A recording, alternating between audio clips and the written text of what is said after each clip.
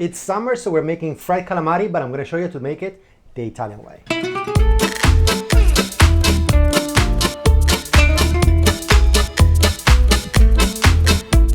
It's summertime, so it's time to make fried squid by the Italian style, you know, the frutti di mare, the one you have when you're in Italy by the beach. It's light, it's crunchy, it's absolutely amazing. I'm gonna show you to make it the Italian way. So first of all, you need, of course, some nice fresh squid. Come closer, come closer. So these have been cleaned for us, so it's always better to get it cleaned for the fishmonger. Then we're gonna slice it up. See, when they're white, it means that they're very fresh. When they become a little bit more pinky, it means it's less fresh. So make sure you buy those that are nice and white, just like these ones. For the rest of the ingredients, we're gonna have Semola flour, 00 flour. We're gonna make a mixture that helps to make really, really nice and light. It's not really a butter, but it's a covering for the squid. And then of course, frying oil and a little bit of salt at the end. So let's get started. First of all, plastic chopping board. When you're using fish, use plastic so you can put it in the dishwasher and it doesn't stink. So come closer. We take our squid, we take a sharp knife, and we cut it into rings, just like so. These are about 1 centimeter.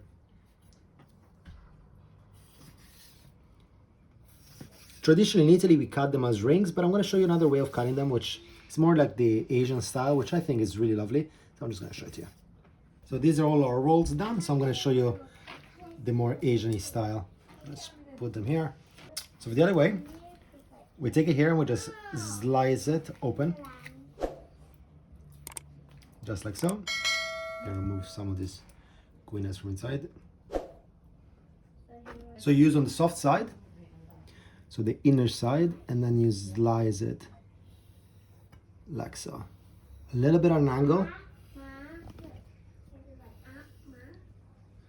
Make sure not to go all the way through. Just like that. So we turn it and we do the other side.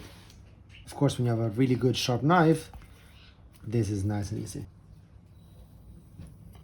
Because this one, when you fry it up, is gonna curl into place. When you cut it this way, you form this checkered pattern, which is great. And then we can just cut it into strips, like that. Okay, so we got Italian style, Asian style, we're gonna fry them both. Now for our flour, I like to use 60% semola, and the rest 00. You can totally make it with just semola, but I find that when you put a little bit of 00 flour, it makes it a little bit lighter. So I kind of like this mixture. Start warming up our cooking oil. There are a few different theories of how to best fry fish. Some say do a first fry at a lower temperature, or something like 140, and then do the final one at 180. I find that just doing one at 180 is totally fine, so that's what I'm going to do today. In the meantime, while that gets it to temperature, we get to cover them with the flour. One important tool you should get is one of these things, and I'll show you why. So in it goes.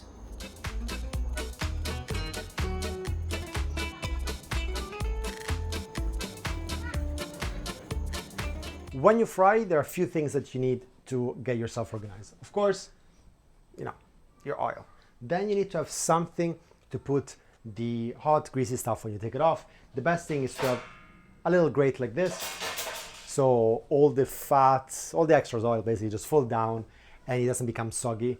But what the most important thing is to have a thermometer. You need to know what temperature you're doing your fry up. Depending on the temperature which you're frying, and depending also what you're frying, because different things that need different temperature, you get a different result. So temperature management is key. So I've got this thermometer from Eric Hill, which is really easy because it's point and shoot. So you point and you read 148. It reads instantaneously. It's really good. And also when you're buying a thermometer, you see many of my videos, I cook pizza as well. You want something that you can use throughout all your cooking life. So something like this one, which gets to 600 degrees Celsius, allows you to do your frying, but then you can also use it for when you do pizza. So highly recommend it. Okay, to fry up the first batch, make sure that you take all the excess flour off. So something like this.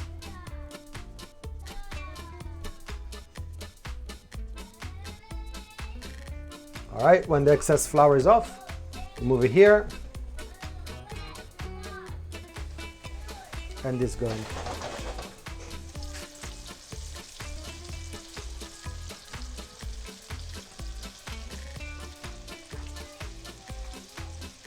And this will cook in just 2 minutes. When you have fresh squid, the worst thing you can do to ruin it is cooking it too long.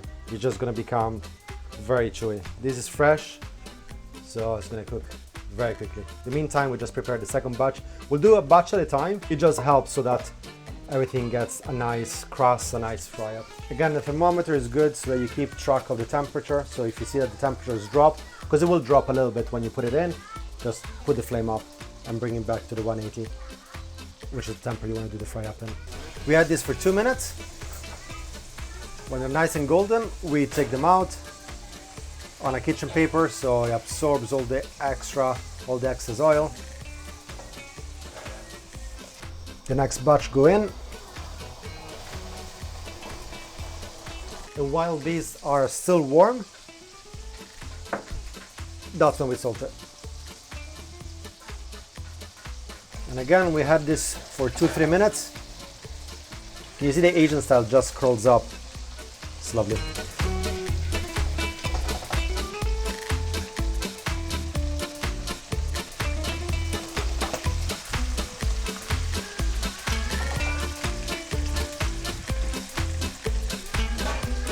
Now we salt everything.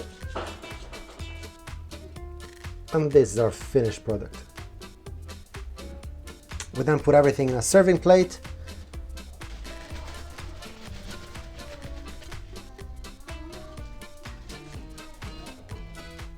Take a lemon, give it a bit of a squeeze. You get all the juices out.